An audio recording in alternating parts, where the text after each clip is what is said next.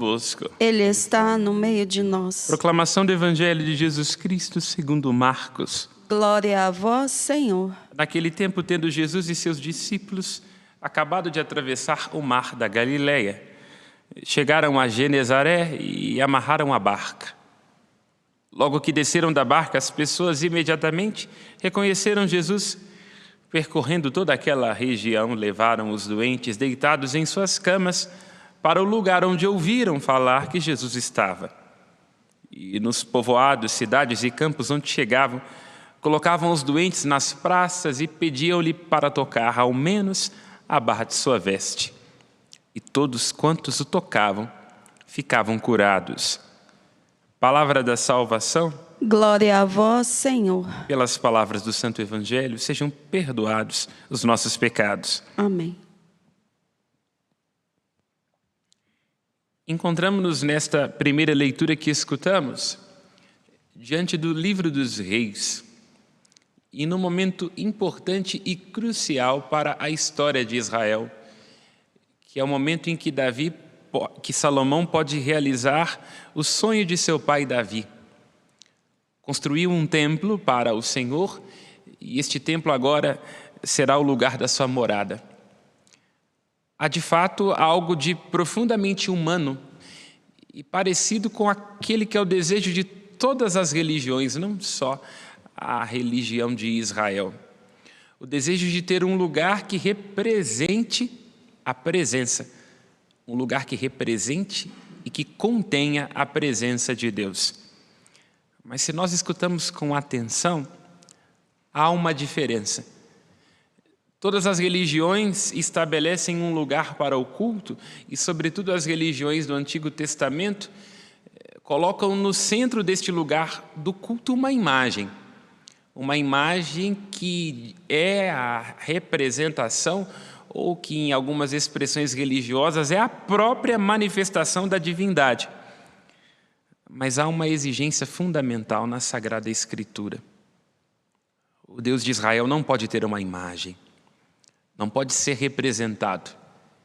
Ele é indescritível, não cabe na cabeça humana, não é modelado segundo os desejos humanos e não pode ser representado. Em todas as religiões, sobretudo as do Antigo Testamento, percebemos bem que os deuses são plasmados segundo a imagem humana. Os deuses gregos e romanos sentem, inclusive, inveja. Portanto, são, em última instância, uma representação dos homens, ou representam as forças da natureza, como Poseidon representava a fúria dos mares, ou Zeus a força das tempestades. Mas em Israel nós vemos algo totalmente diferente, e aqui está a preciosidade da nossa fé judaica cristã. O nosso Deus não pode ser representado. Não é feito segundo a nossa imagem, segundo os nossos desejos, mas é o contrário. Nós é que fomos feitos à sua imagem e à sua semelhança. Não que Deus se pareça com algo que exista nesse mundo, mas a ideia é que o nosso Deus é Ele mesmo a origem de todas as coisas, preenche todas as coisas e não pode ser aprisionado em nenhuma delas. Portanto, para termos contato com a sua presença e para bebermos da sua plenitude, Ele nos deu a palavra que sai dos seus lábios.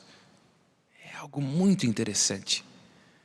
Nós não somos a religião da imagem esculpida. Nós não somos a religião dos ídolos. Nós somos, em última instância, e os judeus, sobretudo, nos mostram isso nas escrituras que legaram a nós, a religião de uma palavra revelada, uma palavra que é comunicada ao povo. A mesma palavra que criou os céus, cujo sopro formou as estrelas, a palavra que deu nome a cada uma das estrelas, como diz a Escritura, é comunicada nas tábuas da lei.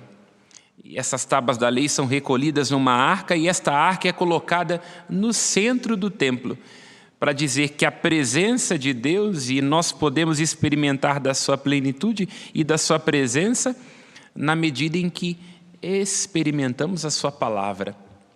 Por isso há uma exigência profunda no Antigo Testamento daquilo que nós cantávamos antes de escutar a leitura. Shema Israel, escuta. A palavra do Senhor deve cavar os nossos ouvidos. Os seus mandamentos, os seus ensinamentos devem ser gravados em nossa alma, em nosso coração, repetidos insistentemente, até que nós sejamos capazes de dizer aquilo que fala o Salmo 118. Os nossos lábios passarão a enunciar os decretos que ditou a boca do Senhor. Percebem a diferença? Nós vemos nos movimentos das religiões pagãs que Deus sempre converge e vai na direção os deuses dos anseios e dos desejos humanos. Na nossa fé, ao contrário, somos nós que, escutando a palavra de Deus, os seus ensinamentos e guardando-os no nosso coração, conserva em teu coração, grava-o, ó Israel, nós é que vamos nos aproximando de Deus e nos vamos parecendo com Ele. Este era o sentido do templo. A arca é colocada no Santo dos Santos, o lugar onde está a presença de Deus, onde esta palavra tornou-se 10 ensinamentos para trazer vida aos homens. E nós, à medida em que escutamos esta palavra, vamos nos tornando também santos.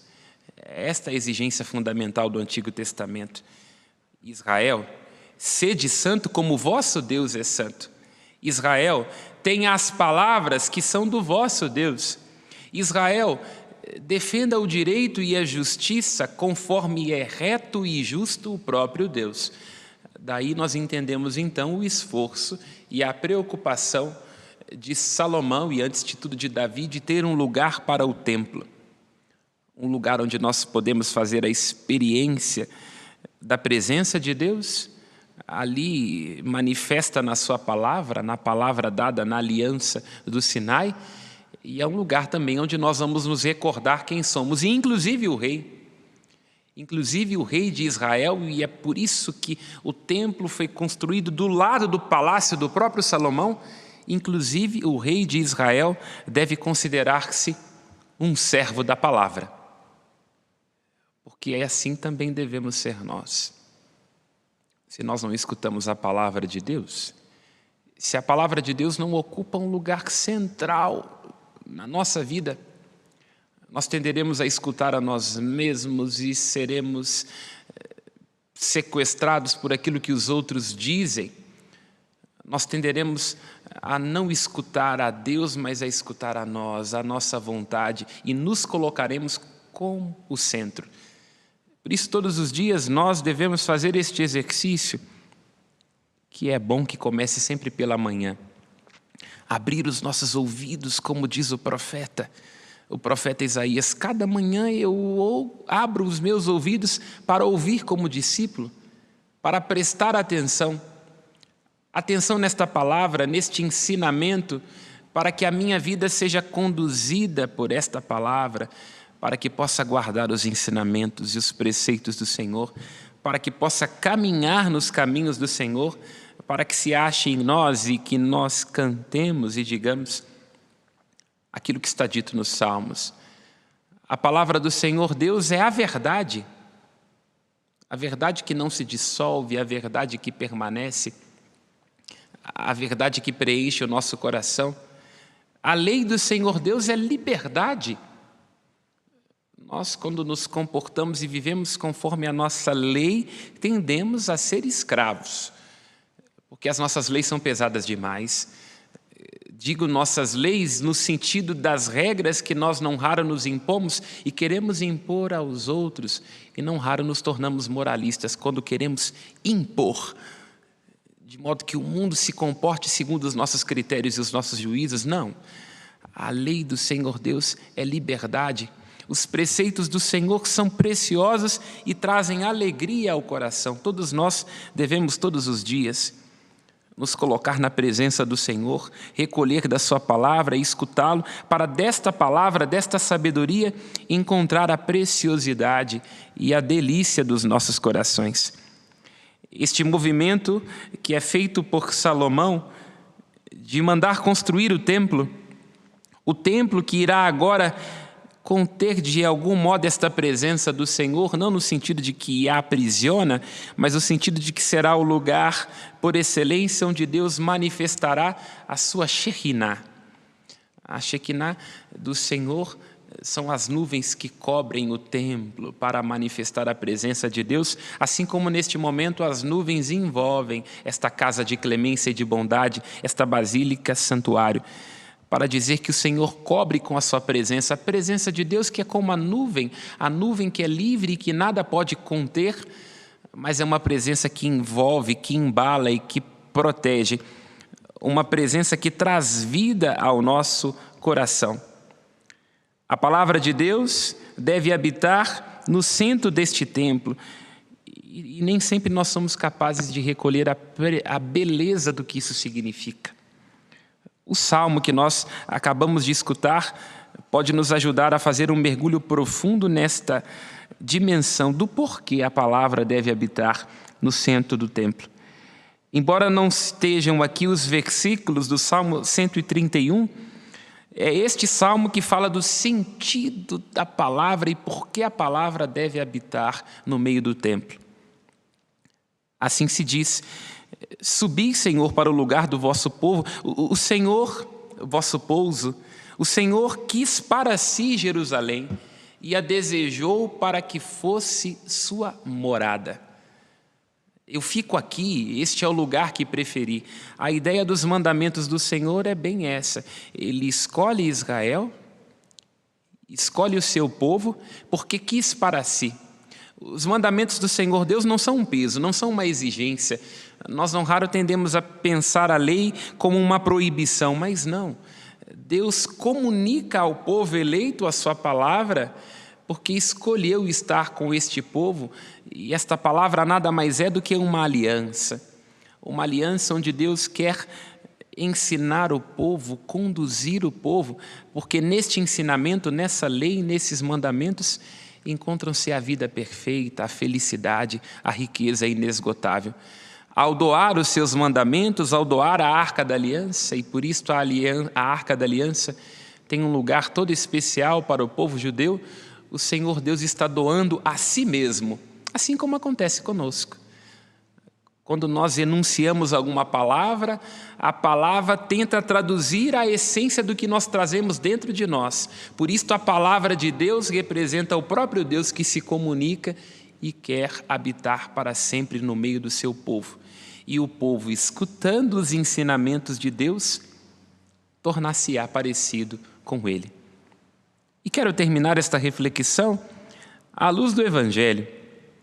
Porque no Evangelho nós vemos que esta palavra que encontrava-se enunciada nos 10 mandamentos que deviam trazer vida para o povo, na medida em que o povo escutasse esta palavra torna-se carne. E como diz João na sua carta, aquilo que nós vimos, que nós ouvimos, da glória da palavra, nós a tocamos, experimentamos. Esta palavra assume carne em Jesus Cristo, torna-se plenamente palavra da salvação. E é por isso que nós, quando terminamos de escutar o Evangelho, dizemos palavra da salvação. A salvação que é Cristo manifestou-se a nós, a palavra assumiu carne, veio ao nosso encontro, veio para nos tocar, nos curar e nos salvar. O próprio Cristo é o templo. É Ele mesmo a palavra do Pai dirigida a nós para nos salvar, para nos resgatar, para nos curar. E gostaria assim de dizer, olhando este itinerário que fizemos do Antigo e do Novo Testamento, algo que pode ajudar-nos muito na nossa relação com os nossos filhos e com os nossos netos. Nós temos a responsabilidade de ensinar. E aí vemos que toda a Bíblia nos ajuda a entender um movimento muito interessante. Se nós observamos bem, o Antigo Testamento representa um estágio em que o povo deve receber a lei e deve escutá-la. Nós estamos no Antigo Testamento num espaço de heteronomia, poderíamos chamar assim. O que é heteronomia? A lei é recebida. E observamos que no Antigo Testamento o povo tem dificuldades de entender esta lei, de discerni-la, de colher a sua riqueza. E aí vão para um segundo estado, que é o estado de anarquia. Em muitos momentos o povo revolta-se contra a lei de Deus. E aí depois vem um outro estágio, que é trazido por Jesus Cristo, Porque a lei que antes parecia ser externa nas leis, na pedra, a lei que num determinado momento foi rejeitada pelo povo que desobedeceu, foi gravada nos corações, como diz Jeremias. Aí é possível receber a autonomia. O que é autonomia? É o momento em que nós não precisamos mais de leis externas, a lei está gravada dentro de nós e nós somos autônomos. E por que estou fazendo este itinerário e dando assim esta orientação espiritual? Porque não raro, nós quando somos crianças e adolescentes fazemos este movimento. Pode observar, as crianças escutam sempre bem de uma maneira geral e é fácil conduzi-las nesta ou naquela direção, não é?